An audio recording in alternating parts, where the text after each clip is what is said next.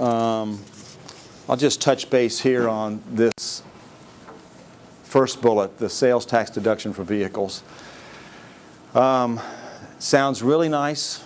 Again, it's intended to incent purchase of vehicles. What it allows you to do is take an additional deduction for sales tax paid on the purchase of a qualified vehicle up to a purchase price of $49,500. It's good whether you were an itemizer or whether you didn't have enough itemized deductions and you took the standard deduction. You would simply add the sales tax deduction to your standard deduction on your individual return. The problem here in Tennessee is we don't have an income tax. And so for most all of us, when we compute, if we're itemizers, if we compute our tax, we're gonna take a sales tax deduction because we fund our government for the most part under a state and local municipal sales tax rates. So our sales tax amount in a given year is almost always going to be greater than an income tax amount would be, unless you've got income that's being generated in other states and you're paying income tax to other states because of that. So for most of us, what we do, we may not know we do this, but what we do is make an election to deduct sales tax in lieu of deducting income tax automatically. It's a higher amount. If you make that election, and we all do, then forget about this provision. Doesn't apply to us. We can't add that more. We would add that sales tax deduction anyway, because if I bought that car, I'm going to put that on top of whatever my sales tax is. So I'm probably already getting a benefit, but I certainly don't get any more benefit as a result of this provision. Quickly, refundable tax credit for children. The threshold and income thresholds have been lowered, which creates opportunity for a little bit more in the way of a child tax credit. And as I said, without getting into the details, because there's a bunch of provisions here, there are a number of energy-related tax breaks. If you're putting in solar-powered water heaters or energy-efficient windows, certainly if you're thinking about buying a plug-in electric vehicle, there's something in the bill for you. So take a look at those provisions. That is what I've got on the tax provisions of the Stimulus Act. I thought I might quickly ask the question or pose the issue of what's next in the way of taxes. And what's next is the President's recently released fiscal year 2010 budget proposal. And there are lots of tax elements in that. The more controversial of those are on the individual side. I'll get to them in a minute, but there are a number of provisions targeting businesses that are not favorable. These are going to be all tax increases for the most part. Now, making permanent R&D credit is favorable. Expanding the NOL rules, as I talked about earlier, there's an NOL carryback rule for small businesses. Now the President's proposing that we take a look at whether or not we got to extend that provision to larger businesses. Very favorable rule if they do that, because we again can go back and say, okay, I was in good shape 3, 4, 5 years ago, not so good shape now. Can I carry back more than 2 years? The rest of the provisions are probably not favorable. Eliminating cap gains tax on small businesses. Repeal of LIFO. That just means everything's taxed as ordinary income. Yeah. The bottom bullet, repeal oil and gas tax provisions. Again, that's obviously targeted at the oil and gas industry. The rhetoric of, maybe it's not rhetoric of record profits, record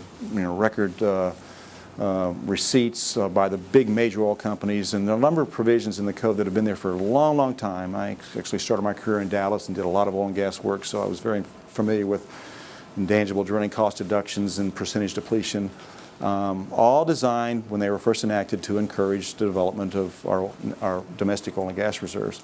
They're proposing to take all that away. I think that'll be a fairly significant political debate and discussion, but it's obviously easy to see why that's in there. A lot of rhetoric during the campaign about record profits and these people, the big oil companies, taking advantage of tax subsidies and tax breaks that some would argue they don't deserve. What happens if you repeal LIFO? What prevails then?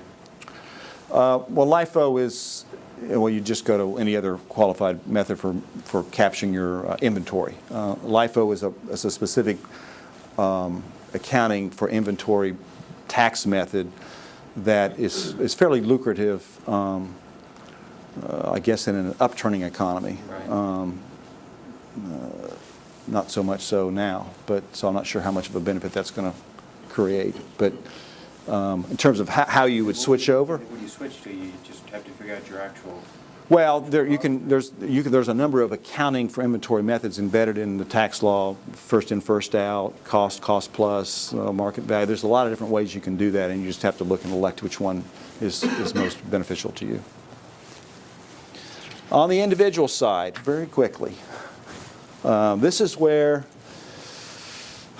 I think we're going to see a lot of the political debate, a lot of discussion in the media is going to come around the individual provisions. For individuals under the proposal, again, remember, this is just a budget proposal, a blueprint. It doesn't have specific statutory language. That's up to the Congress to take the blueprint and decide how they want to effectively draft legislation to enact it. But we've already seen in the news media, probably the biggest proposal is to eliminate the tax cuts, the Bush tax cuts of 01 and 03. You wouldn't really eliminate them. They're scheduled to eliminate by operation of law after 2010. Those provisions were put in place to run for 10 years, roughly 10 years, and then they were, if not reenacted, we would resort back to the schedule tax rate structure that we had in place before those rates were enacted.